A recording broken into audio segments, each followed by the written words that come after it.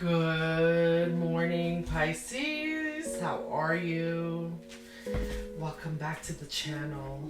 I just got done cleansing the space, and I have a few wonderful, pretty decks that I have, and I was thinking about how magical the last few readings have been. I just feel like there's something magical happening with the Pisces collective. It's mystical and magical, and I was thinking we've been pulling the healing waters, and with last night being the full moon, and I actually attended a healing meditation with a tarot reader from YouTube, and she's pretty amazing. It was with what is her name? Let me see if I can find it to share with you, because she's amazing. If you have a chance to look her up. Oh wow, why can't I think of it? I'm drawing a blank, Pisces. I'm drawing a blank. Let me see. Subscriptions. Okay, she is the High Priestess Healing Tarot. Her name is Jess. She's freaking amazing. It was like she had a group Blue Moon ceremony meditation, which was just amazing to help everybody release. And we've been talking about releasing and letting go of those things that don't serve you. And we still have that energy here with us, right? That energy is still here. You get it 3 days before and 3 days after the blue moon, or after any full moon. And this is our second full moon that occurred in August, and it was in Pisces, for those of you that don't know. And it was a blue moon, but also considered a super moon, which maybe that has something to do with all the weather. I live in Florida, South Florida, but up the northern coast, like the ocean was kind of wild. Things were brewing out there, and they got hit pretty hard. So if you live out there, my heart is with you. My prayers are with you. But I just feel like there's something mystical and magical happening with us, and I think most of us are. We're in that mode where we're ready to receive, but the releasing needs to be done, and this is just such perfect timing. And if you haven't done your releasing or your burning ceremony, where you write down the things that you want to release and you put it in a burning bowl and you watch it go up in flames, it's ceremonial, and it's a ceremonial way of showing that, you're releasing it. In fact, releasing whatever it is that you've been holding on to, negative things that you've been holding on to, back to the universe. That's really important, because when you release what's not serving you, you make room for those gifts that are coming in. And there's so many gifts coming in, Pisces. There's so many gifts coming in if you just make room for them. And I think most of us are doing the work and are making room. But today, I was called to, actually I have this deck, it's called the Oracle of Great Mystics, and I just thought it would be nice to just pull from this deck. It's just, I don't know, something called me to that deck today. It's really, I like the way, I don't know, I like the way it looks, I like the way it feels, I like the artwork.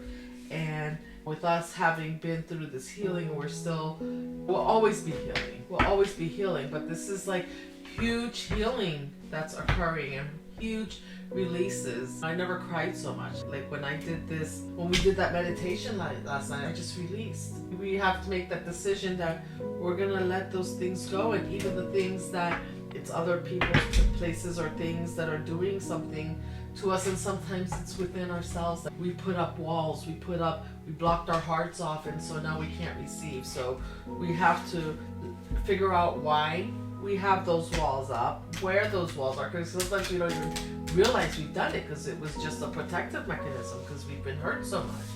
And so we put up those walls, and so now we have to take them down, let our gifts come in so that we can use discernment to know who and what best serves us, right? Who, what, when, where best serves us, and what things in our lives that we are doing behaviors that we have, beliefs that we have that are no longer serving us, that we just need to let go of. So with that said, I'm going to pull a card.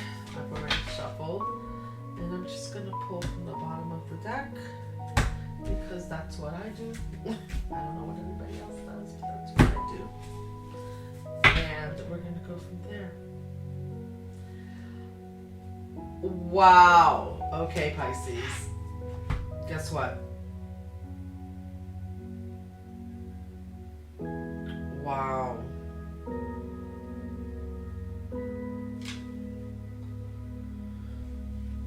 Wow.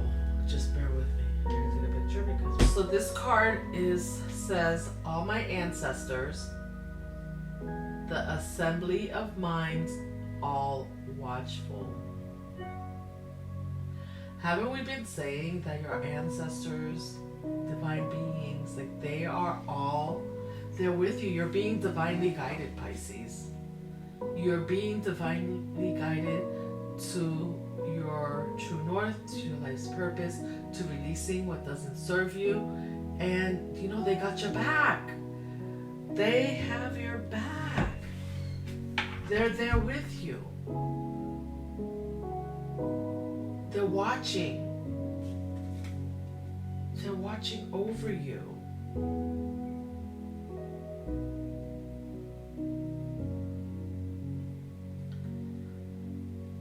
Look at the lady in the center, the ancestor in the center. Like her eyes are wide open, then you have the other two, they're watching this side. They're watching you have ancestors like all around you, ancestors and higher beings all around you, watching to make sure that you are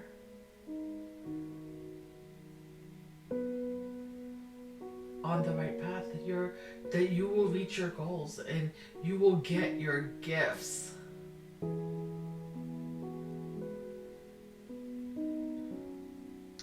I'm going to look up something because I see a lot of red in here. I see a lot of red in here. I don't know everything. So, that's what I thought. Red. You see all the red in here? They're grounding. Your ancestors are grounding you. They're helping you get grounded. So you will get your spiritual gifts, but they will turn in. You will also get those earthly gifts. Those earthly gifts are coming in. They're grounding you so that you can keep doing the work. You've done the work, right? And so now you're in receiving mode. You're already so grounded, and those gifts are coming.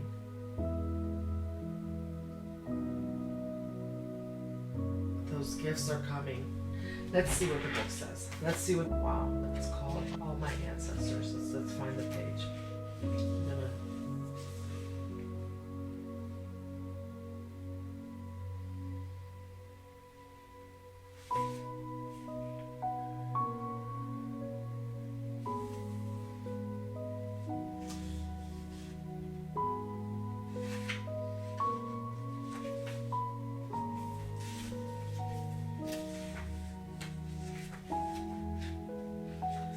Bear with me, Pisces. This book is a little small.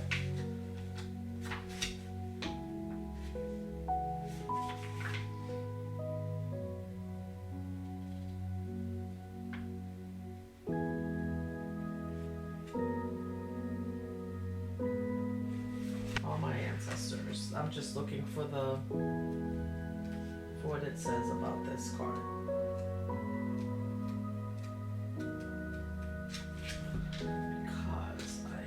Excited to see this. Okay, we have changed. We have stepped beyond the veil of life and death and into something entirely new. Our souls continuing as our bodies fade. Whether a wrinkled face, or a wild animal, we change shape with each new life. We are scattered across the world, separate and united at once. We are the fish in the sea and the birds in the sky, and all the creatures of the jungle and forest. And in this reality, you will always feel the love of those whose lives have led to yours. And this is so powerful because yesterday when we did the healing meditation, someone in the group said that they were thankful for the ability to be here and to break the chains and do some of the things that their ancestors weren't able to do. Your ancestors are proud that when you're able to do that. They're so proud of you. Okay, we wear our lives in our skin, allowing us to see past experiences in our wrinkles and scars. We see you within us before you were born, and you see us in you after we are gone. Isn't that so true? After your loved ones have passed, you see them in you. You may consult us for advice and comfort, or take comfort in what we have taught you. We are near and we see you, looking down on you. Though you are not beneath us, those we love do not just disappear. They love us and we love them. It is not people we remember and miss, but feelings. We miss how people made us feel. From our grandparents above, burbling pots of love and comfort of their words of wisdom, we crave how those cares could make us feel safe and happy. Oh gosh. Do something now that reminds you of that feeling. Create a dish or retell a story you were told. These elders may not have been your ancestors in the blood, but their knowledge was passed to you and you will pass it on. That's the beauty. That's what you're here to do, and they're watching you, ensuring that you step into that purpose and wanting you to know. And I think today, as you're releasing, because you're getting ready to receive your gifts if you haven't already, they just want you to know that they're there with you so you can talk to them, reach out, have a conversation, meditate. Remember them by telling a story about them. For instance, my grandmother passed away in 2020, and I can always remember her saying, "You're gonna miss me, wait till I'm gone, you're gonna miss me when I'm gone," and I miss her so dearly. But I miss her dearly, but I know that every day she's here with me. And I even do things like I'll talk to her, and sometimes I'll bring her a chair in and just set a glass of water and be like, "Grandma, I left you a glass of water today." Or I'll cook a dish and say, I am making this dish, I know you like it, or something that she taught me how to make, and so like that I can pass on to my kids and now they can make. So this is amazing because this reminds us that all the life lessons that we've learned, everything that we've been through, even that loved one that we didn't know that passed before us, before we even got to know them, they're watching. They're there. They're watching over you. So my grandmother's father, I never knew him. And so I never met him. But she talked about him a lot, right? He's part of my life. He's here with me. He's in my space. And they're protecting you. In tarot, they call it the tower moment. As you go through your tower moments, whatever, if it feels good or if it feels bad, they can be hard. So you talk to them. Reach out to them. They're there with you. They're guiding and they're protecting you. They're protecting you from harm. They're protecting you from making bad decisions. They're protecting you from other people who make bad decisions around you. And when you talk to them, they're so happy that you are now in a place where you can break some generational curses that they were not able to. You're able to do what they could not.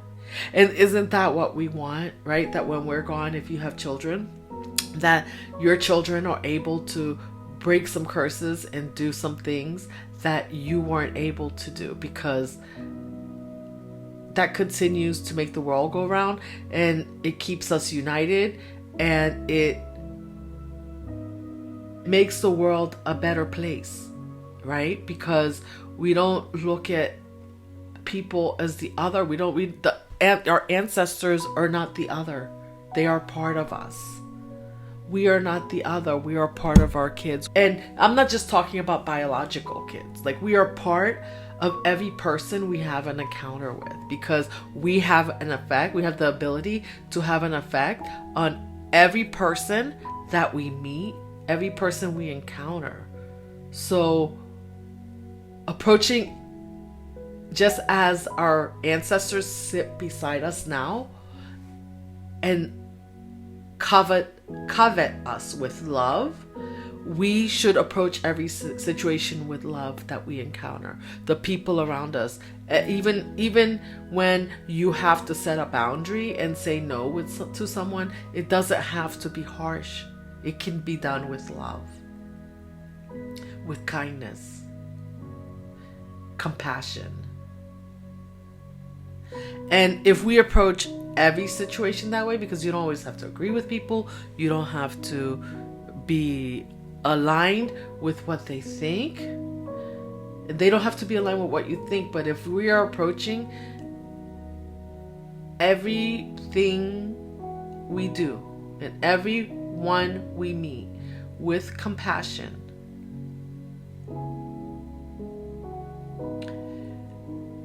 then we're doing our job, because we're doing our job in this lifetime. Because it's just really interesting to me, because it's like you can become an ancestor, right, when you're gone, for your neighbor's child, because you protect them. You give them advice. So you become, when you encounter someone, you forever become a part of that person's life. That's why, even though it's a big world, and we haven't met the people, that maybe you've never been out of this country, out of the country that you live in. I don't know where you live, but or out of your state. But it's so funny that this came up, because I had an encounter with a gentleman. He came to measure for blinds for me, and we were talking, and he was from the Midwest somewhere. And I said, "Oh wow, you're from the Midwest. Like, how did you get all the way down here? I'm in Florida." To Florida, like, what do you think? Right? Because I've lived in the Midwest before, and the Midwest is not culturally diverse. And he was just like, he goes, "I thought the people near me, I didn't know what to expect. I was kind of leery when I first moved down here, and I didn't know what to expect. And then when I got here, I realized, like, the people are so nice. Like, they're even almost nicer than the people where I live, where I grew up."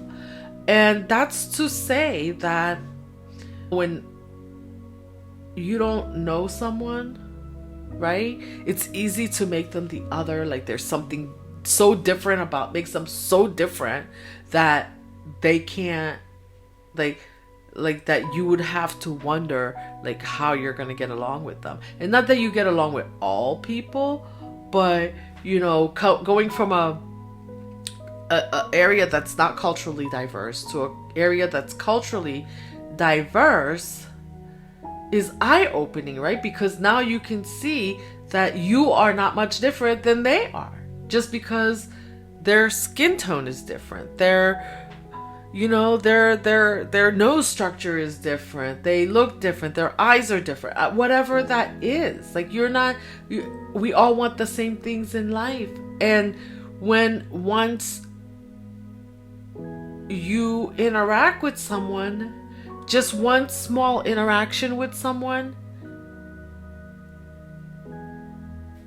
makes you their ancestor. And even if you don't physically meet them, reaching out and doing something for a certain group of people, that service makes you their ancestor because you are forever changing. You can forever change their lives by doing that. But remember also that you can forever impact and change someone's life for the worse also by your behavior, by what you say, your actions, the way you interact, what you do, what you don't do. You can forever change them, and that still makes you their ancestor, right? Because you've interacted with them, but you may be an ancestor that they have to put aside, right? Because you'll notice when we call on our ancestors, you're not calling on low vibing ancestors. You're calling on higher being, your ancestors who are high vibing. You don't want low vibing ancestors near you, right? You want the high vibing one. And this card,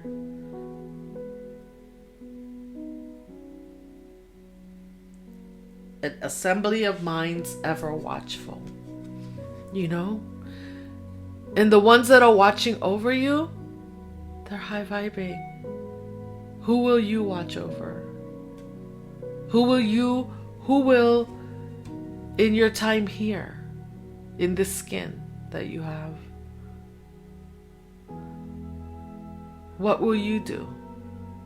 You know, because right now that's where we're at, right? We're in this time where we're releasing and we're trying to find we're finding our true north which our ancestors are helping us do. And they're bringing us, as we clean our energy, they're bringing us they're releasing our gifts to us because they're so proud of us as they watch you. But who will you touch? You know? So, because that's what life is all about. It's about continuing that cycle and bringing new people bringing people into your tribe that are supposed to be there. You know, we're looking for our soul tribe, the people that maybe have reincarnated, if you believe in reincarnation, but like the people that have reincarnated that we have vibed with in past lives. And then finding the people along the way that are new, that we want to take along with us to continue to vibe with and vibe in their life and vibe high for them and show them how to vibe high.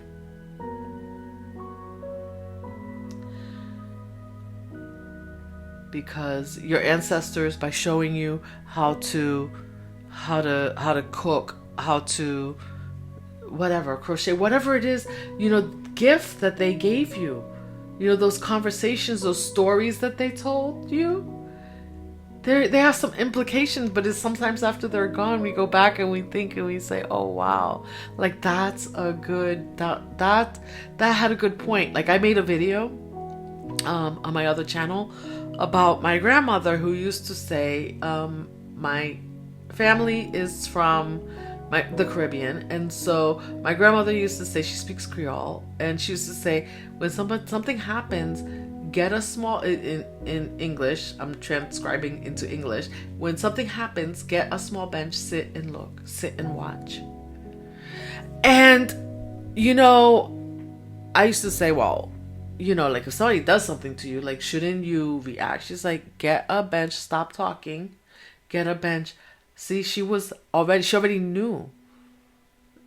When they go low, you go high. You vibe high. She was just sit and watch. She didn't say it, but she knew about karma. And now when I listen to that story, when I hear that, when I replay that story in my mind, I'm like, oh my goodness, she was saying there was karma. She was telling me, don't go put that karma back on yourself. Just wait and see what happens. It will, whatever is meant to happen will happen. You don't have to wish bad for anybody. She used to tell me, when somebody does something to you, you pray to God for them. And I would be like, why am I praying to God for these people? Like, you know what? They're whatever. They're idiots. Like, what am I praying? She'd be like, no, like, you pray to God for them. You let God. You pray to God that, you know what, they find a better way. And you keep it moving. High vibing. You know? So as we recycle and we watch over people in this life, there'll be people that we watch for after this life, when we leave this life. Who will those people be? You know, we're here, we get to choose, right? We get to choose who we